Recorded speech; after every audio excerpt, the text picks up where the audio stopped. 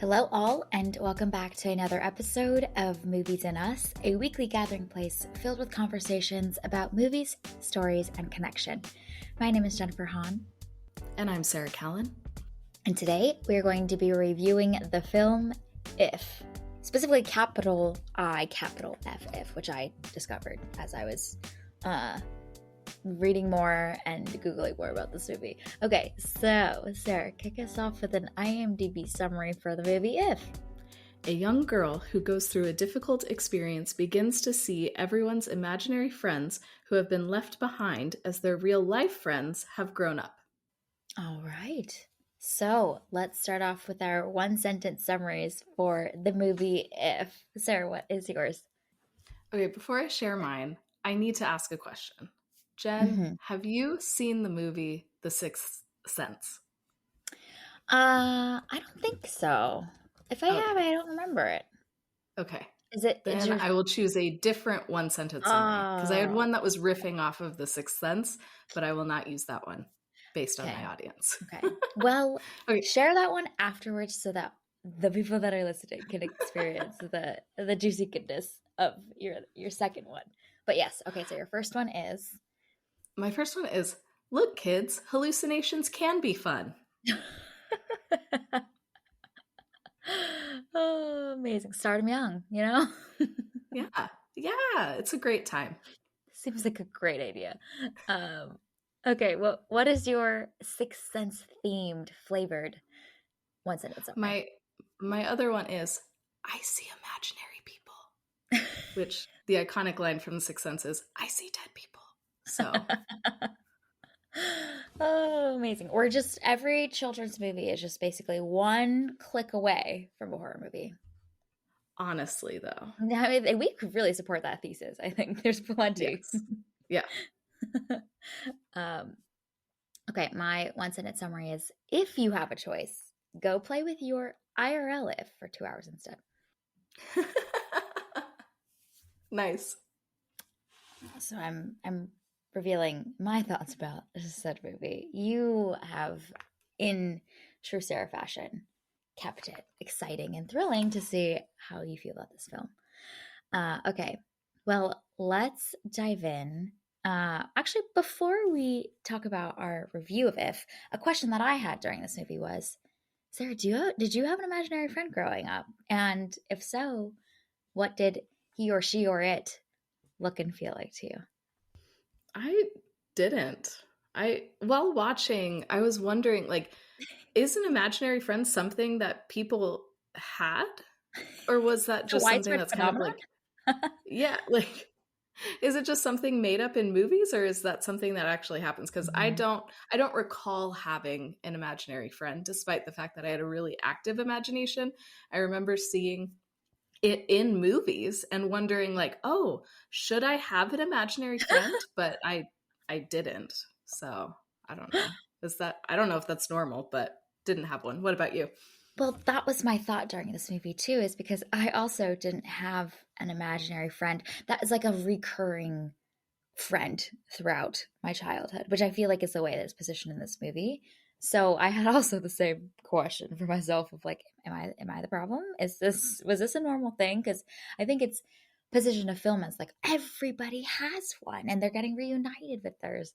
Same thing as you. I remember more like playing imaginary, like pretend and make believe and, like reenacting scenes and playing house and all that kind of stuff. And also with stuffed animals, I feel like we would bring them to life, but there was never like a recurring friend like it was reminding me of also in Inside Out how Riley had Bing Bong as like this recurring character, this recurring friend throughout her childhood. And then obviously in If, all of them have their kind of recurring person. There's Calvin, there's Blue, there's Blossom. So I feel like it seems to be a normal thing. Maybe you and Guy are the exception. I don't know. We'll have to poll the audience. Yeah, we're definitely gonna have to ask around and see, because I definitely did not have an imaginary friend. Now I'm gonna ask all of the people of my life. We will have a small data set to work with. See, that's a new like icebreaker question. Did you have an imaginary friend growing up? Mm-hmm. Well, what's fun is that, in the way the movie is positioned, people's imaginary friends are so like tied to like these personality traits or senses of humor that the child has. So it could be a very illuminating question. This could be a good small talk question. Love it. Okay.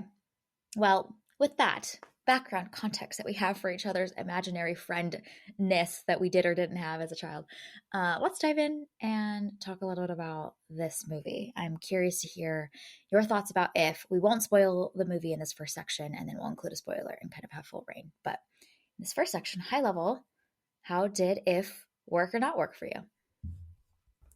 Yeah, I think that this movie is fine. I think that it falls into the bucket of who is this for, and I am not the target for this movie, and so it's very much one of those like going into it. I knew that this is not a movie for me, and that's okay. I think that there's some really nice ideas in here that maybe aren't executed as well as they could have been. And something that I've been reflecting on since watching it is there are some movies that have a very narrow and specific story that it's telling, and somehow those can translate to a large audience. And I feel like this movie is almost the opposite, in it's trying to target everyone and make this something that everyone can enjoy. And in doing so, I think that it narrows its audience. And I think reactions to this movie maybe depend more on your experience as the viewer rather than the movie itself, which I think is fascinating because there are certain parts of this that did get me in the feels, but that has more to do with me and my family history rather than the movie itself. So I think that that's an interesting thing to think about. But yeah, it's fine. It's one of those movies that I think you can take, the whole family to see. You can go see this movie with grandma, and she'll probably enjoy it, even if you don't.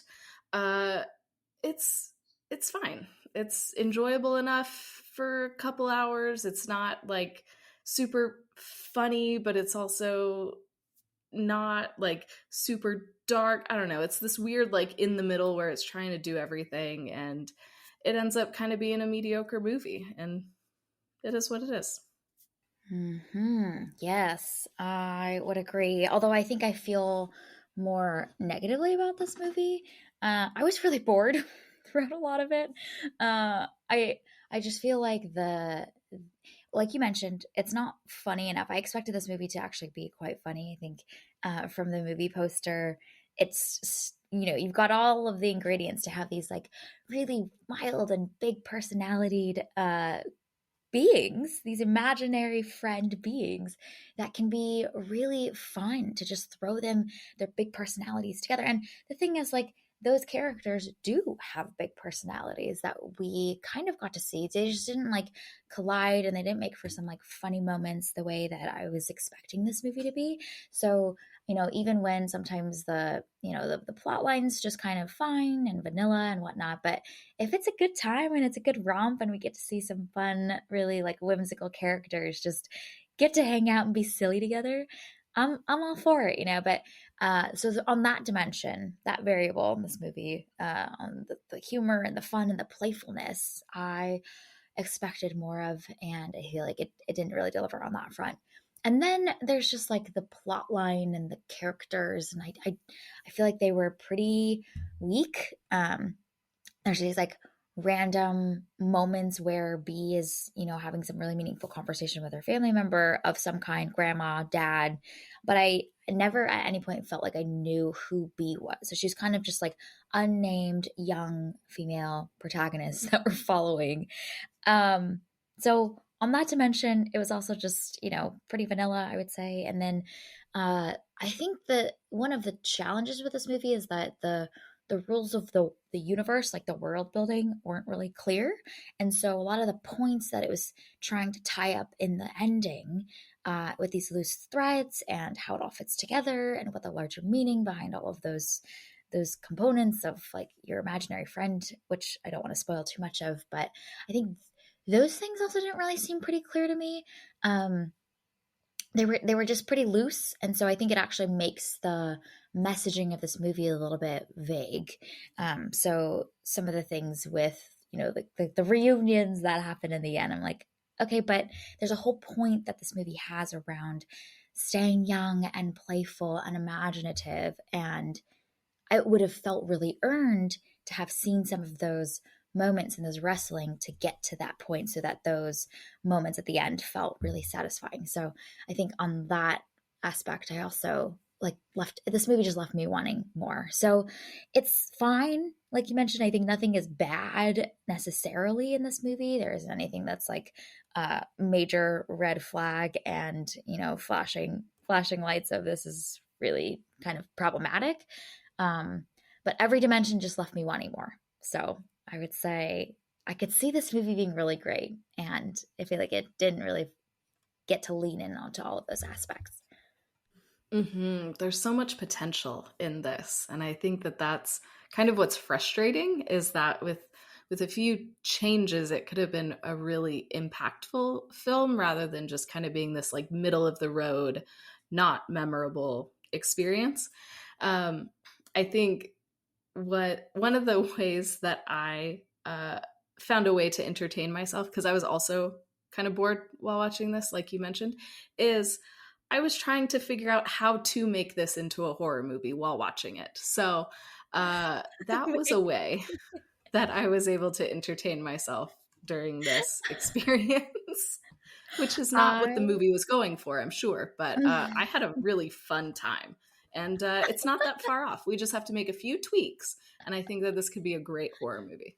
Okay, so let's scrap the movie review version of this Yeah, episode and go full into let's workshop this. I want to hear let's all of go. your ideas.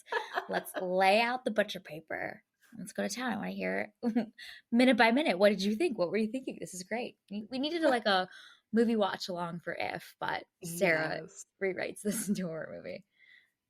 Well, and I mean, the premise is this girl can see things that are not there. So you're already 40% of the way to a horror movie, honestly. Great start. And then what really sparked the thought for me was early in the film, she's following Ryan Reynolds' character around, Yeah. and this grown man breaks into someone's house, into the room of a small sleeping child to find an if, which Blue, honestly, he's cute, but with a few tweaks, he could be terrifying. So that Mhm. was really like what started me on this is like, I am uncomfortable watching a grown man break into a child's bedroom. This is the start of a horror film. And then my brain just kind of took it and ran with it from there. I'm so glad that scene happened so early on in this movie so that you could really start the entertainment from the very beginning. This is very good. Well, and what's fun is that like that scene is shot like a horror movie too. You've got like Blossom, this Mm-hmm. like shadowy figure like zipping across the screen briefly, and you're like, "Oh my gosh, what is it?" So they definitely knew what they were perhaps doing, and you ran with it. I love it. That is the imaginative brain running around. See, I use my imagination differently. I don't create imaginary friends, but I can create a whole horror film out of a children's movie. Great So, imaginary movies, yeah, yeah. yeah, it's a great time. Okay, perfect. Well, let's include a spoiler. If you haven't seen the movie If yet, this is your spoiler. We are going to talk about the ending and full aspects of this movie. So it's out in theaters. Watch it before listening to the rest of this episode. Okay. Um, where should we go? Where should we go first? Any more? I want to hear. Or what were some of the other scenes, perhaps, that really made you giggle while you're imagining this alternate strand of the multiverse, the movie If. It's not Well, too I far think off from it's from not. it too. Yeah. Like some of the characters you wouldn't even need to change, like Blossom, terrifying. So, like just maybe like change the shape of her eyes and she is a horror character in and of herself. The fact that Cal was a clown already there. Like Yo, I was like, why Terrifying. was this the choice? What Right? child's imaginary friend is a clown? I have so many questions. I'm sorry to all of the people if your imaginary friend was a clown and I've just offended you deeply, but I was I was shocked that that was the choice. Well, and then like what I didn't understand is that okay, Cal was a clown when he was an imaginary friend, but now he's just dapper Ryan It's Reynolds. just So how did this happen? Like how did he change and like none of the other ones really changed? Mhm. I don't know. Again, I have so many questions about this movie, very probably similar to you of like the mechanics of how all of this Yes. worked. I have questions about the premise. Like I am just filled with questions about this movie. And Cal is definitely one of them. Yes. Okay. I wasn't sure if this was my adult brain just like needing this to be consistent and make sense, but I actually think it takes away from the message of the movie. For most of the movie, I didn't really think about that much. Okay, you need to, I don't know, be imaginative and youthful to see your if. Sure, that's great. But it's in the end of the movie where it's revealed that like Ryan Reynolds is Cal, which I don't know. Did you see that coming? You often see these things coming. Yes, but it was in the him breaking into a child's room that I was like, "Oh, he has to be an imaginary friend. Otherwise, this Mm. is too creepy even if it is Ryan Reynolds." Like I was watching this and I'm like, "Okay, Ryan Reynolds, you're really likable, you're very silly, so this is like maybe This makes okay, but sense. it's not Mm. because you're a grown man breaking into a child's bedroom. And so the only way that like that could be okay in my brain was Uh-huh. if he was an imaginary friend. So that kind of sealed the deal for me. Ah, okay. So Yeah. so you saw it from like minute 15 of this Yeah. movie. uh I did not see that coming because once again, I don't know, just okay, sure. But the whole premise is that for B as a character, she is uh returning back to and re-experiencing joy and play and fun. But then you're like, but you apparently could the whole time. I don't know. So I was like, this was supposed to feel like a really exciting earned moment of growth for her, but instead it's just like, oh, but she was like that the whole time. She just didn't know it yet. She didn't know it yet, and now all of these other people are getting reunited with their ifs, but we've never seen them have to like why all of a sudden does Tina from the Bear going out into the parking lot? Uh, why in that moment Hmm. can she see her if all of a sudden? I don't know, but it's really sweet. Like on screen, you're like, wow, she's reunited, and it's fun seeing like who the ifs that we met earlier are paired with. But emotionally, I'm like, okay, when I'm leaving work and I'm at the parking lot, I am dead. I am tired. Nothing about me is playful and fun. You know what I mean? So I think those things were just like on paper, I think I'm supposed to feel the emotions that I'm feeling, and I'm feeling some of them. But if you really think about it a little bit more, this doesn't actually make a lot of sense, and I don't feel like it was as earned. Yeah. My other question about that ending is are there only four places in New York and only like seven people? Like we see only a couple of locations and we see that office building twice and it's the only two people that we saw in the office that also see their ifs. Like I don't know. Can we branch out a little bit more? You're supposed to be in New York City.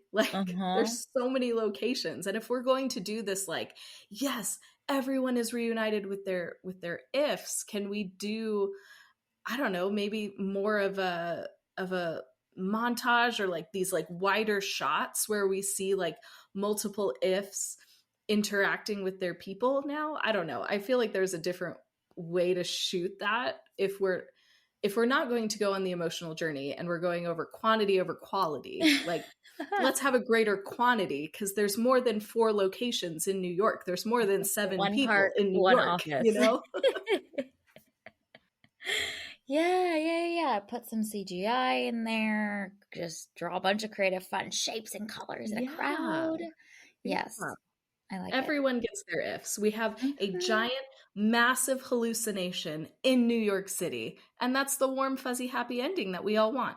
And this is sounding like a cult. Like, let's all collectively as a group, because healthy group dynamics, Hey, hallucinate together, leans into the horror movie. So right? this is I like great. it. I like it.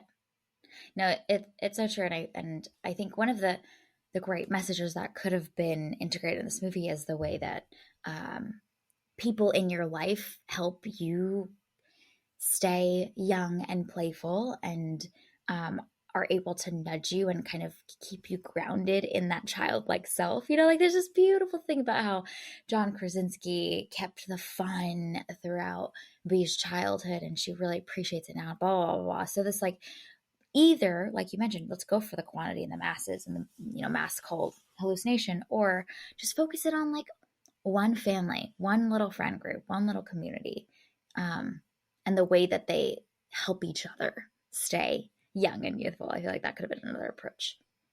The quality route. Mm-hmm. And I think for me the strongest part of this movie is everything with Fiona Shaw.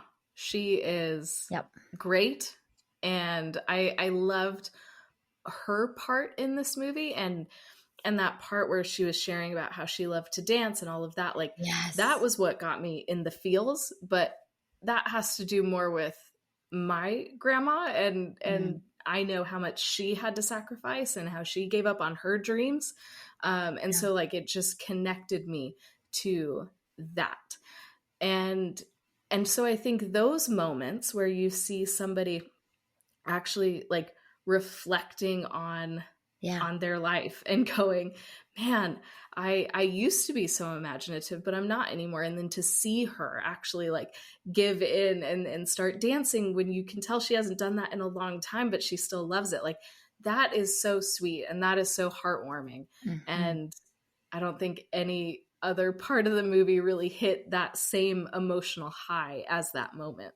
Mm-hmm. Yeah. I think we should have started out and like kept most of the movie with just like one if getting reunited and earned. And maybe Yes. there could be so just focus on grandma. We don't need Blue. I mean, he looks really cool. He makes for a great movie poster, honestly. But that feeling really earned and starting with just what one character I think could have made it feel much more exciting. You know what I mean? And then there's emotional investment and you can make for some fun interaction and moments, and the whole adventure of maybe like trying to find grandma even is like half of the fun. And then when you finally find grandma or whatever it is, like I think there's just a lot more potentially like focus that this movie could have benefited from without having a whole like group dynamic right off the bat. Honestly, Blue like looks really cool and I think makes for some of the fun moments, but him being reunited with his child, um, pretty much we don't get any foundations for that whole moment at all. Yeah, it doesn't have that emotional weight that it could have. You can tell that the movie is trying to get you there. The score is trying to do its best to make you feel feelings, but yeah, we're not as invested in Blue, and we just met this dude. So there's really not a lot there for us to really sink our teeth into and feel deeply about this interaction. Whereas with grandma or with B or her dad, like there's a little more investment there. So I Mm-hmm. think that's one of the issues with this movie is it has good ideas, but kind of the structure of it is working against it, Mm-hmm. and kind of is to its detriment that it doesn't land these things the way that it could have. Yeah, yeah, I agree. I don't know if you felt this way, but one thing that you mentioned that I felt every time that John Krasinski's on screen is I think that like emotionally he plays like a pretty important role in B's growth and realizations and all that kind of stuff, but he's pretty much like not part of the main plot for most of the movie. So every time we were, back in a scene with it, I'm like, oh yeah, like you're a thing, and you say some like really meaningful lines, and there's some like very like good messaging in what you say, and it's a very like a heartwarming moment. But then we're just off again for the next 30 minutes, and it doesn't really intersect with the plot that much. So that whole side plot with Dad felt really random to me. I think they either need to like integrate it in that fully or just leave it out and just have grandma be the main catalyst, or like it's Cal plus B plus Blossom getting reunited with grandma. Grandma says some meaningful things, then this is the growth. And that's the honestly, that's a great movie right there. Yeah, I agree. I had so many questions about the dad situation, because why is he in a children's ward? Like, I don't understand the structure of this hospital. Like, why did she have to pass through a children's ward every time she has to go see her dad? That didn't make sense to me. That was weird. But also, how is B able to just run around New York City by herself without any Yeah. supervision? And both dad and grandma are okay with this. And like, she doesn't have a cell phone, at least not that we see. And I get like we're harkening back to an earlier time, and it's a kids movie, so everything's okay. But like, this doesn't make sense. How are you Mhm. letting this distraught 12-year-old who's feeling big feelings just bandy about the city with no supervision? Nobody knows where she is. How is this okay? I get that that's not the point, but every time she'd go off on an adventure, I was like, where is a parent or guardian in this situation? This is not safe. I felt that way when she was buying the like charging cable in what feels like the dead of night. Yeah. It's like pitch black outside. The child, I mean, it's so late that the child that Ryan Reynolds invades their home into is like fully asleep. So it's at least like what, 8, 9 p.m.? She's B is not like she's pretty young. That's the whole point, is that she's, yeah, I don't, concerned for her safety. And she's like on this like, I don't know, random electronics store with like grown men around. I'm like, oh, this is but also I did not grow up in New York City. I don't know what the dynamics are there. Maybe the kids know how to navigate the city a little bit better. Who knows? Yeah, and that's entirely possible. Shout out to kids in New York City, because they're probably way tougher than I will ever be. But I was still concerned for B's safety. Yes. Yes, indeed. Yes, indeed. Well, to further support your horror movie multiverse strand of this movie is Homegirl's going to the attic in what apparently is a creepy storage room. So that also works and is consistent. Like dusty top floor, scary woman who also lives next door, who's they call her the witch at the beginning. Um, storage rooms, nothing good happens in storage rooms, as we've learned, especially ones that are like the Mhm. top floor of any building, house, apartment, Yes. all of it. Something about the elevation, things just get really funky in there. Well, and then she has to climb all those stairs too. Like, there's something creepy about having to climb so many flights of stairs to get up to this dusty old storage room where you're meeting with all of your imaginary friends. Like, I have so many questions. Like, if it's imaginary, how is she able to get into this locked room? I Yeah. So then, do imaginary friends have the ability to like interact with matter and like move physical objects? Like, I have questions. I don't understand. But again, In I which am applying case, too much logic to this child's movie. no, that in which case, imaginary friend is just code for ghosts because they can do that, apparently. They can interact with the physical realm in a more tangible way. They can close doors by accident. They can pick up knives by accident. They can do lots of things. So you're right. This tracks. Hmm. Horror movie. Bam. Done. Telling you, we don't have to change very much. And we got a whole horror movie here. We have all of the elements. Truly. This is amazing.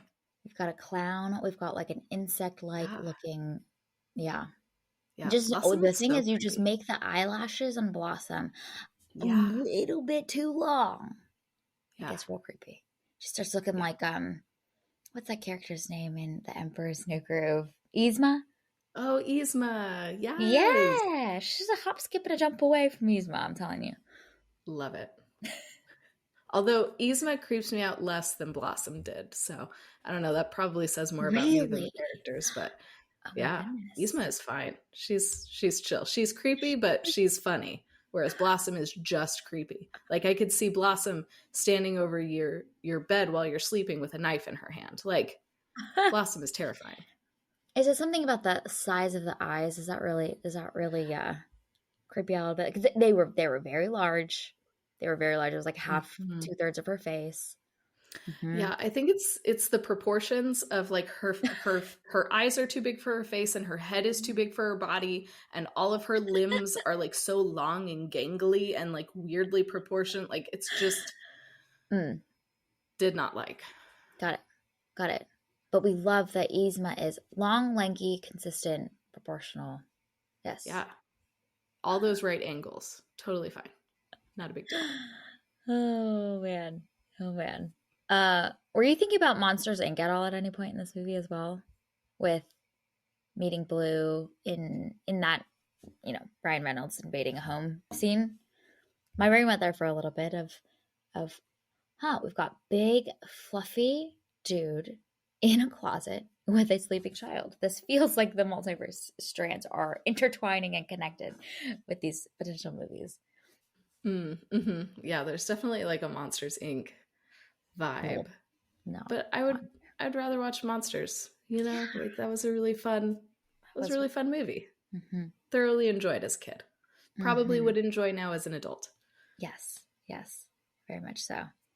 Um, what are the other aspects about this movie that were notable, significant, we want to rewrite? I think one of the interesting choices that this movie makes for B is, and I think it goes to your point of like, who is this character and kind of what are we doing? Is, is, I mean, what are we doing with her? Because at first she is an adult. And then like about halfway through the movie, when Ryan Reynolds takes her to abandoned theme park, creepy horror movie stuff. Anyway, he takes her there and she's meeting Lewis and all of the different ifs and Oh yeah, everything. right. And then But all of a sudden, like he is no longer her guide, but she is the guide and he is the one that has to learn. And I didn't understand that dynamic cuz the the first part of the movie is very much her like she as a defense mechanism and to protect herself, she has had to grow up really young and she is on a journey to become a kid again and embrace that. But she makes that shift so quickly and then is all of a sudden redoing this entire place that all these ifs are in, and it didn't take really any work. She just had to meet like a giant stuffed bear, which I mean, Lewis is cool. I'd probably want to create if he Lewis told is me so like, "Hey, cool. redo this whole house." That would be super fun. But it came so easily and so quickly, and then she's on this journey and she has this purpose to reunite ifs, and I don't know, the pacing of that and her journey to that creativity I think happened too early and it happened too quickly for it to really be this meaningful character development that it maybe could have and should have been. I totally forgot that she there's that whole sequence where she's just doing like HGTV projects for the retirement home community. That should have been like an ending sequence, like denouement little moment, at the end or something. I don't know. I think while we were talking about one of the things that I was thinking about with Monsters Inc. throughout this movie is like there was this sense of tension because there's a clear foe in some way, whatever that foe might be, right? In that case, it was I forgot the name of the slinky purple dude, um, who was trying to like spoil the plans that are happening, but there's kind of a clear purpose, like we want to save this tiny cute child with pigtails. In this movie, like I don't know what we were doing half the time, and I think like that whole retirement home sequence is like a great example of that. On a like what is the larger meaning level, it doesn't really make sense, but also just from like a fun plot, a fun story, a fun adventure. I'm also not really sure what we're doing. Is it just a way to introduce like a bunch of other ifs and kind of have some fun moments with that? Maybe. Um, but I don't know what our goal is. What's our goal throughout the movie is also pretty unclear. At one point, there is a goal to help people reunite with their ifs, but I think that happens pretty late, and then it also like they successfully complete just said goal very quickly and easily. So that whole middle section, like you're right, where she's starting to uncover this world of ifs, we're maybe just wandering a little bit because she doesn't have a clear objective, and then her objective isn't tied to her growth as a character. So those two things are basically pretty disconnected. And I think that because there isn't a clear goal, therefore there isn't any source of tension to be like, will we do it or not? I don't know, because that's fun. That's fun in a movie to not know whether your protagonists are going to accomplish the mission that you are now also so invested in, right? Um, she just, I was cracking up in the scenes where she gets the job and she's like going back in the hotel and telling her father and telling Benjamin, like, I got a job. Like, what is going on? That that was supposed to be a moment, I think, of like, she got a job, but like that was not her core desire as a character to begin with. The exciting thing is Yeah. I'm starting to experience creativity and imagination again. I why is she telling people she got a job? She can't tell them what the job is anyway, too. I don't know. That whole thing was so random. And like, why are we supporting child labor? You know, like, child labor is bad. Can't we just let kids be kids? And she's so proud of her job, and no adult actually asks her a question about it. Like, I don't know, man. Oh, so random. So random. Um, I also have a whole rant about the whole like Benjamin side plot thing too, because I think it was supposed to be, again, really sweet, really heartwarming side plot. It's the equivalent to me of how random the side plots with scenes with dad are in this movie too. I know it's supposed to tug on all of my heartstrings, and it does. You know, like seeing Benjamin get reunited, or I guess meeting for the first time his dinosaur flying dinosaur superhero if at the end, it was really sweet. But again, how was this relevant to anything else? I have no idea. Not a clue. What purpose did the Benjamin side plot serve other than to set up a sweet little moment at the end? The purpose is Alan Kim is freaking adorable. And that's it. That's That it. is all. That's all we got. Yep. But she But I is. just, my big question about him is why this elaborate backstory of he maybe has like brittle bones or something. Like, he clearly has a a chronic disorder that makes his bones more brittle. So I don't know like what's going on with him, but like his broken arm, his broken coccyx, his broken leg, like all of that, and we get that whole explanation, and I'm like, why did we need all of that? Because then I'm worried about him. I'm also like, okay, where are your parents? You know, he references his mom a few times, and I'm like, where is mom? Like, what is going on? So again, with this adorable child, and he is very, very cute in this, but I'm like, what was the point of all of that backstory? Because now Yep. I'm more concerned about him than maybe I should be. And then he doesn't actually influence the plot in any way. So all Nope. of my concern and worry about this small, adorable child is wasted, essentially, because Mm-hmm.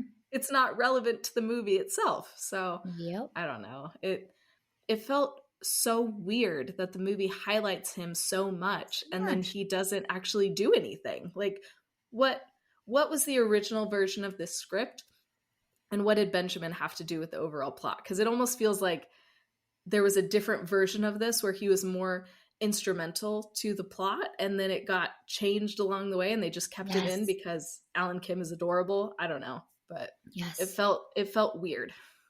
That is a perfect example of what those, especially the dad side plot and then the Benjamin side plots feel like is like they are like other versions of what this movie could have been. We could have honestly kept this whole movie in the hospital, and like the grand adventures that happen within the Ooh, hospital, yeah. and the playfulness Yeah. that they try and find to find joy in a place that is like hospitals suck, and they can feel so life sucking and fun sucking, but the whole adventure, maybe like Bee and Benjamin together discover imaginary friends and reunite everyone, the parents, the kids that are also in the hospital.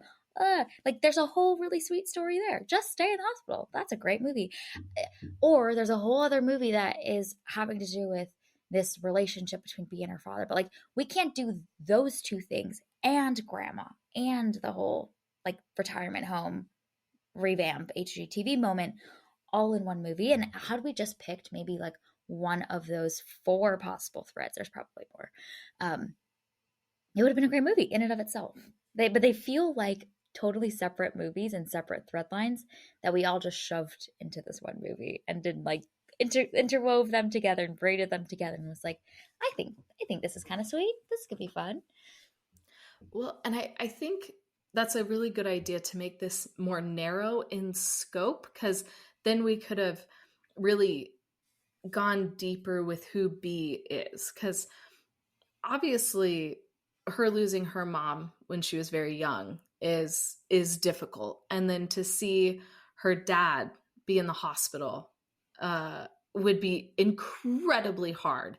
But I feel like the film doesn't even give us time to feel those really hard feelings with her. So then those happier moments in the end don't feel as satisfying because we didn't really feel those lows that she's Mm-hmm. experiencing in the beginning. And sure, she's closed off, sure, she doesn't want to create or draw or anything like she used to, but that's also part of growing up too. Like a 12-year-old plays very differently than a 5-year-old does, and that's okay. So I feel like the movie could have done a little bit better of showing her more closed off in the beginning. So then Mm. over the course of the film, as she starts to open up, and that should be a much slower process than we get in this movie, then it's so beautiful to really watch her bloom and come into herself instead of this like closed off version of her that we saw at the beginning. Yeah, no, that's so true. It's almost like we needed to start the movie like, you know, 3 months before the actual movie starts, and then this movie is the last 20 minutes of that movie in some way, and that feels potentially more satisfying. Yeah, it's funky. Instead she's busy, doing renovations. Which is fun, and coming up with elaborate dance numbers, which is That's right. great. I But it's forgot just about that. it's so funny because like a few minutes Oh. before, when she's in the hospital talking to her dad, and she's like, well, sometimes life doesn't have to be fun, and then all of a sudden she's doing HGTV and And musical a numbers. talent And show. yeah, and you don't see that transformation that gets her from A to B, so then it makes it feel kind of out of left field, especially Mhm. for me. Like during the dance numbers, I was like, who is this child? I don't know who this is, Yes, I because had that feeling too. we didn't see the process that got her there, and I think Mhm. that is to this movie's detriment. Mhm. Mhm. Yeah, and I think even those like opening scenes with her dad in the hospital when she's still like jaded and cynical and all this stuff, right? Like I think the dialogue isn't also well written in those scenes too, so we I didn't buy it from the beginning, therefore it's even harder to buy it when it's apparently the jaded cynicalness fades so quickly for her too. But the other problem with a movie like this that is like imaginative and fantasy is that like the world building rules don't line up. The whole point is like if you are still in that state of being jaded and cynical, you can't see your imaginary friends. So when she has that realization much later on of like, oh, I realize how important fun is, and I'm like, but you knew it the whole time. You know what I mean? Like you were already there. You arrived at the destination. So when you're articulating that you've arrived and grown in this way, like 2 hours later at the end of the movie, I'm like, oh, but we were already there. Had the realization been, oh, like it's so important to share this with everybody, and we finally did, then that's fine. The goal is to spread and share this thing that you already knew was valuable, but you articulate it at the end. I'm like, we arrived at the destination at the beginning, at minute 15 of the movie. We were there. You were there. We were having fun already, you know? And so um, the mismatch there was really funky, really, really funky to me.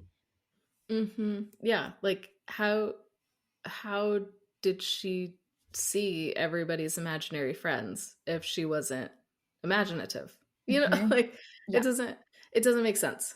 Yeah, Yeah. that and I think that's another issue with this movie is if your premise doesn't make sense, it's hard to make a movie that makes sense. Mm-hmm. Mm-hmm. And then you can't align the meaningful character emotional moments to those things, those rules. So we need the bylaws of the if universe, is what we needed. And then we make the movie that aligns to these moments of realization and like light bulb moments and character growth moments, and then figure out how that lines up with the bylaws that we've created. In the words of Monica Geller, rules help control the fun. And Yes, that's what we needed here. We needed the we rules to be more did. clear so that within those boundaries, we can have We the can fun play. and the creativity and the Yes. play. Yes, Hmm. absolutely. But if you got these loosey goosey rules, Yep. then it doesn't make sense. Hmm. Hmm. Yes. And especially if we're going to do a big reveal with the nuance of like she was with him Yeah. the whole time, but she didn't know. And now she knows that it was Cal the whole time, but then she could see Cal the whole time. So I'm like, what are the rules of that? Like, are you like halfway fun? So you see your imaginary friend, but you don't know it's your imaginary friend. And then in that case, it's a horror movie because like you are literally delusional, thinking that you are walking around with a Mhm. real life human person Hello. that is actually your imaginary friend. Hmm. I don't know, man. My warning lights were going off the entire time. I was like, this is not okay. I know this is supposed to be imaginative and fun because either way you read it, it's creepy because Yeah. you have this child wandering about the streets of New York City with a grown man who she just met. That is not okay. The alternative is you have a small child wandering about the streets of New York City alone following a hallucination. That's also not good. So, Yes. like, no matter how you splice this, this is not great. And I was concerned, which is not the takeaway. I get it. I was using my imagination incorrectly, but man, I was concerned. That is so true, actually. Oh, they needed a superstar, a celebrity superstar, and the charisma of Ryan Reynolds needed to be shoved in this movie somehow. But I think this could have worked if like Cal, the character of Cal, was like another kid. You know what I mean? Or like another friend Hmm. that Mm-hmm. was like, like a 2 years older, an older brother figure that was like fun and playful and rambunctious. Like that could have worked more fun. And also, yeah. What child's imaginary friend is a grown adult clown? I'm gonna go back. Right? I'm sorry. It's weird. I have questions. I don't Yeah. know. And then I'm still stuck on how did he go from clown to dapper Ryan Reynolds? I why Right. like did the other Some ifs do they have the option to change too? like human. Like Oh, you yeah. know, because everybody else seems to kind of be what I would imagine an if to be, and yet he went from clown to Ryan Reynolds.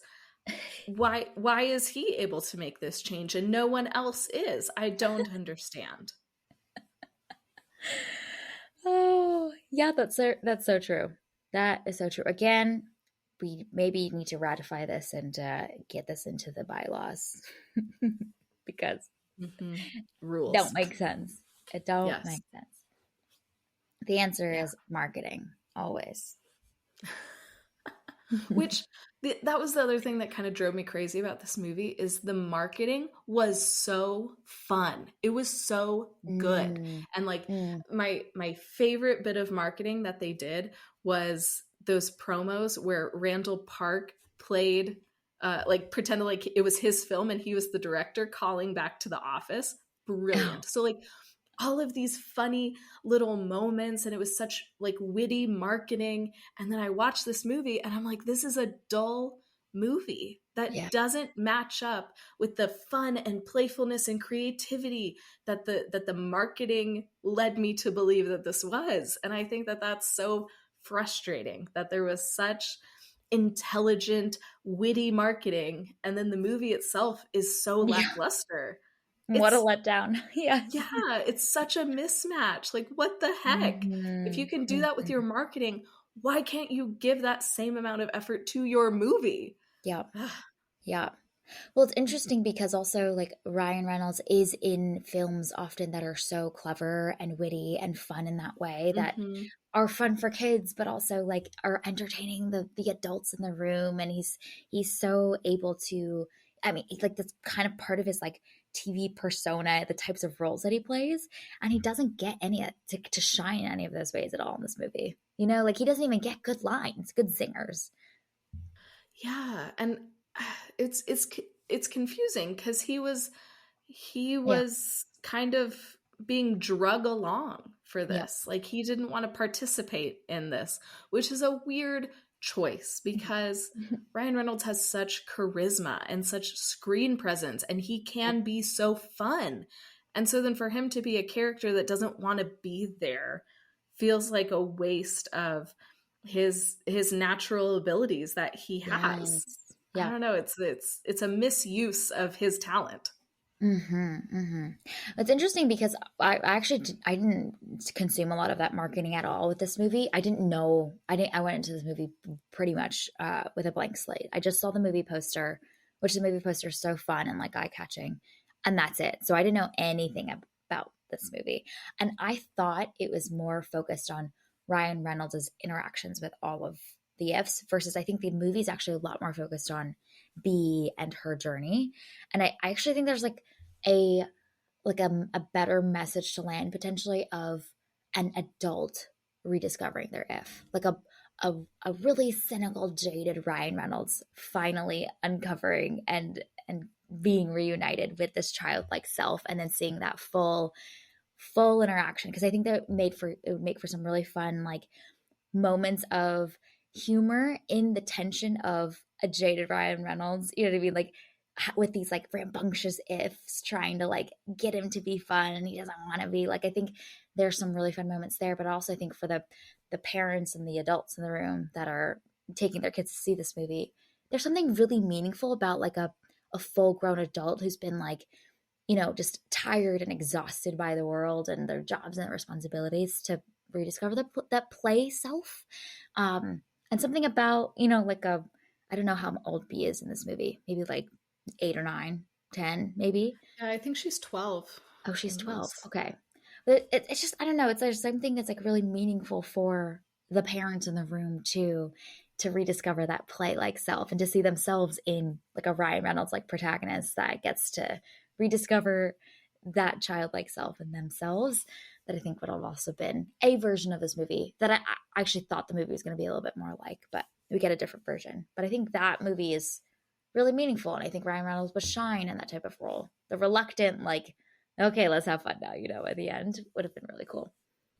Yeah, and I think you could still have a kid being his guide, which could be really fun to see too, of this kid teaching him how to be imaginative and how to reunite with the ifs and the movie kind of tries to do that in the middle, but it doesn't do it well. And it's a mismatch of like all of these other things that are going on and all of these other characters that are also kind of on a journey too. So I think you're right. I think if this film had been narrow in its scope, I love the idea of Ryan Reynolds going from cynical to whimsical he can totally go on that journey. I think that could have made all of the points this film is trying to make and make them much more strongly than this version of If does. Yeah. Yeah. So it's like the ingredients were there, how we played out the dynamics between the characters and like the timing and pacing just needs to be reworked, rejiggered. Mm-hmm. Yeah. Mm-hmm. Yeah. And it Or can we be just make it into a rejiggered. horror movie. Same Yeah. ingredients. Yeah. We could go either direction. And honestly, we could do it both. We could have the heartwarming version of If, and then we can have the horror version of If. And I think both could work equally well. Yes. Yes. We can bake a sweet dessert, or we could bake a really spicy, savory dish out of this. And that could be fun too. Mm-hmm. This is the cooking challenge of the If premise and storylines and visuals. Love it. Okay, any other last thoughts about If before we wrap up? Yes, I have a quick shout out and then I have a question. So my shout out is shout out to Grandma, who falls asleep while watching the movie Harvey starring Jimmy Stewart. Harvey is such a fun movie, and I would encourage everybody to go watch Harvey because it is all about Jimmy Stewart, who has an imaginary giant rabbit as a friend. Oh, great movie. Oh my gosh. Okay, so PSA to everyone with your 2 hours of time. Yeah. Perhaps go watch Harvey. Actually, I think they're both exactly an hour, like 40, 45 minutes. So nice. Not a time trade-off that you need to make. You just same chunk of time.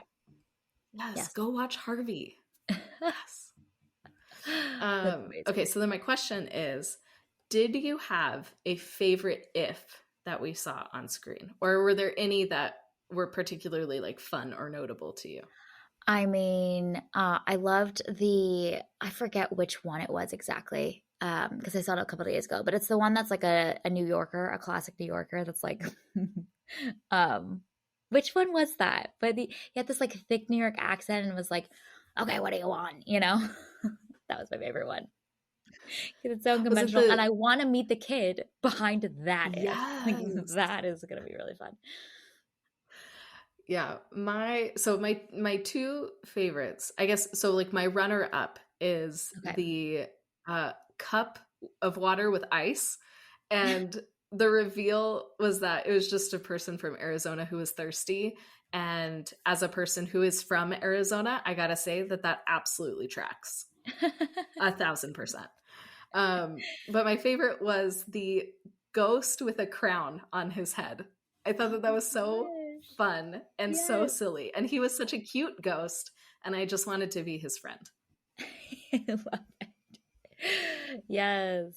See, like there's so much fun that could be had with just honestly seeing different ifs and then seeing them who they're with. You know the whole like I think there's like BuzzFeed articles or Reddit articles of like dog with owner, just like random shots, dog with owner on streets, and they look exactly the same, the vibe's the same, personality of dog and owner.